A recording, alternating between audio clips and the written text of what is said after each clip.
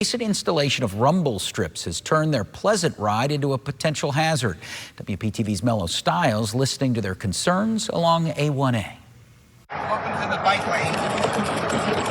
A1A used to be a favorite spot for cyclists, but recently the Florida Department of Transportation installed rumble strips in the bike lanes, forcing the Vero Cycling Club to change its route. We realized that we could not in good conscience send people up this route like we have done in the past. Jeff Maltese tells me the depth of the rumble strips puts cyclists at risk, especially during group rides. The problem extends for miles. Maltese has already suggested alternatives to FDOT. Instead of having a ridge where the AVT starts, there would be a taper so that it would be easier for the bikes to go into that if they had to. Organization Bike Walk in Indian River County is thankful for new bike lanes along A1A, but they are actively engaged in finding a safer solution. It has been ruined by the installation of these rumble strips. Hal Lambert says FDOT has acknowledged their concerns. We've been in contact with our good friends at FDOT, and they have admitted that the contractor straight outside the lines. Lambert says a better design is needed to make sure no one gets hurt. But in situations where the bike lane is not wide enough for rotation and for passing, my vote would be to not have them at all. Lambert mentioned that FDOT has yet to confirm whether they will be removing the rumble strips or widening the bike lanes. However, the cycling community is advising people to avoid biking on A1A until the issue is addressed. I've reached out to FDOT for clarification. I'm still working to get a response. Reporting in Indian River County, Mellow Styles, WPTV News. We're following breaking news tonight. At least 10 people were killed when a small plane crashed into a Brazilian town popular with tourists. Brazil's Civil Defense Agency says the Piper plane had departed from a nearby airport just minutes before it crashed in the largely residential neighborhood of Gramado. All 10 passengers on board that plane were killed. More than a dozen people on the ground suffered injuries, 2 said to be in critical condition. 2 U.S. Navy pilots safely ejected over the Red Sea today after the FA-18 fighter jet they were in was shot down by what appeared to be friendly fire. U.S. Central Command says that the FA-18 was flying off of the USS Harry S. Truman when it was downed. Officials didn't release the fighter's exact mission. The incident comes as U.S. forces have continued to mount a defense against Iran-backed Houthi rebels based in Yemen, which have targeted shipping in the region. Stampedes during 3 Christmas charity events across Nigeria have left at least 67 people dead in the past week, many of them children. People in Africa's most populous country are risking their lives for holiday donations as families are struggling during Nigeria's worst cost of living crisis in a generation. That country's inflation rate is at a 28-year high of more than 34%. German authorities say more details are emerging about the suspect in a car attack at a Christmas market where 5 people were killed Friday. Authorities have identified the suspect as a Saudi doctor who arrived in Germany in 2006 and had received permanent residency. Siobhan Robbins reporting from Magdeburg.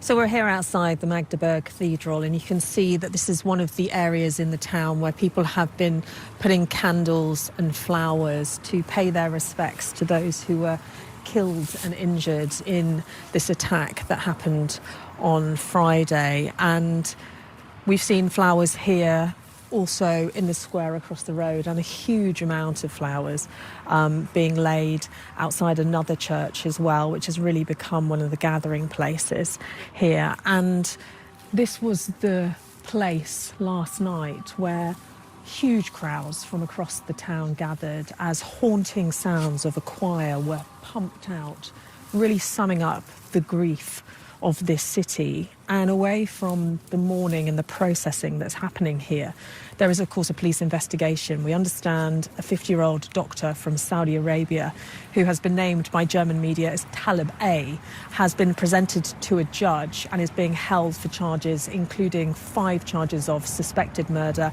and multiple charges of attempted murder. Now, that investigation is going on, but here it's really about processing the grief. How does this community and how does Germany come back together?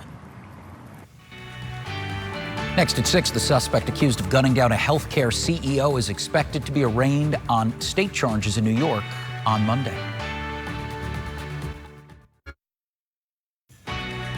President-elect Donald Trump, the keynote speaker at Turning Point USA's America Fest convention in Phoenix, Arizona today. It was his first rally-style event since winning the election last month. He spoke to a large crowd of conservative supporters on a wide range of issues he aims to address early in his presidency.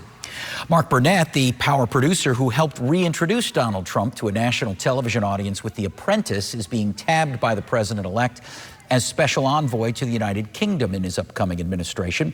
Burnett, who was born in London, helped produce hits like Survivor and The Voice. He's best known for teaming up with Trump for The Apprentice, which first aired on NBC in 2004.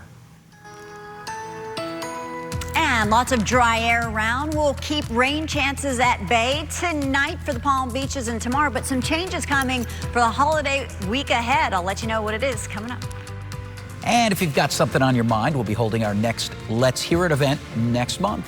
January 23rd, that's a Thursday at the YMCA of South Palm Beach County in Boca Raton.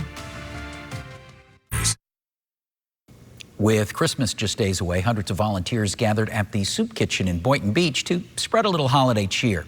Nearly 200 volunteers helped distribute more than 14,000 gifts to families in need this holiday season. Cars were lined up since 3 o'clock in the morning. Now, since 2002, the Soup Kitchen's been holding events like these the weekend before Christmas. Families got gifts, candy, and, a chance to say hi to old St. Nick. Soup Kitchen CEO telling us, this is a big to-do, but it is all worth it. Happy faces and full stomachs, and that to us says everything. Being able to help the community that would otherwise not be able to help themselves, we are here for that. Volunteers also passed out water bottles, snacks, and meals for those families in line. United Healthcare CEO shooting suspect Luigi Mangione is expected to be arraigned on state charges in New York Monday. He's accused of gunning down Brian Thompson in Manhattan outside of a hotel December 4th. He also faces several federal charges. Jen Sullivan's in New York tracking both cases and explains what's next.